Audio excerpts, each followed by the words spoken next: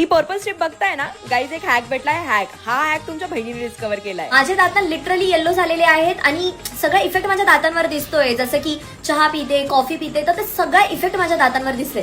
मी सगळं काही ट्राय केलं, बट मग फायनली मला खूप काही ट्राय केल्यानंतर हे सापडलेलं आहे. विजिबल डिफरन्स मला दिसलेला आहे आणि आता तुम्हाला पण मी दाखवते.